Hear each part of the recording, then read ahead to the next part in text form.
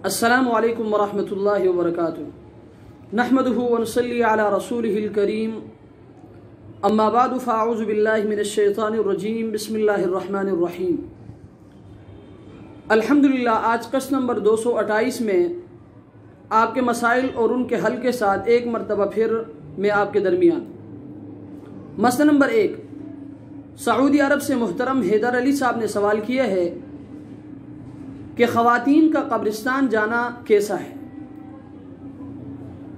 तो मसला ये है कि हदीस शरीफ में आया है कि हज़रत अबू हुरैरा रज़ी अल्लाह ताला अन्हु की रिवायत है कि सरकार दो आलम सल्लल्लाहु अलैहि वसल्लम ने फरमाया कि अल्लाह तबारक व तआला की लानत हो उन औरतों पर जो कब्रों की ज़ियारत के लिए जाती है।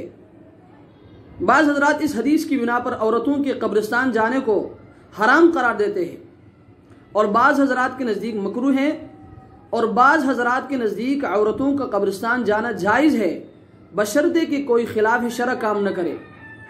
मगर सही यह है कि जवान औरतों का जाना मुतलक़न ममनू है।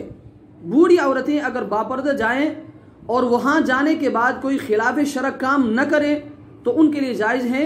ये तमाम तफसील अल्लामा शामी रहमतुल्लाह अलैह ने ज़िक्र फरमाई है। मसला नंबर 2, कोयटा से भाई सईद आगा साहब ने सवाल किया है कि मुर्दे को हाथ लगाने से गुस्ल वाजिब होता है या नहीं।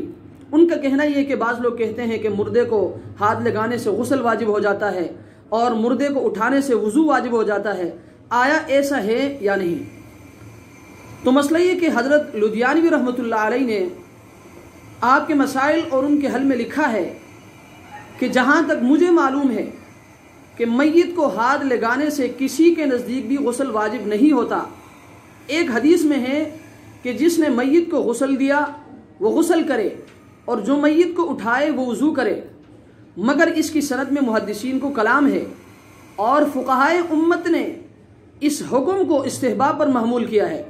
इमाम अबू सुलैमान ख़त्ताबी रहमतुल्लाह अलैह मालिमुस सुनन में लिखते हैं कि मुझे कोई ऐसा फ़क़ीह मालूम नहीं जो मैयत को गुस्ल देने पर गुस्ल वाजिब होने का और मैयत को उठाने पर वुज़ू वाजिब होने का हुक्म देता हो।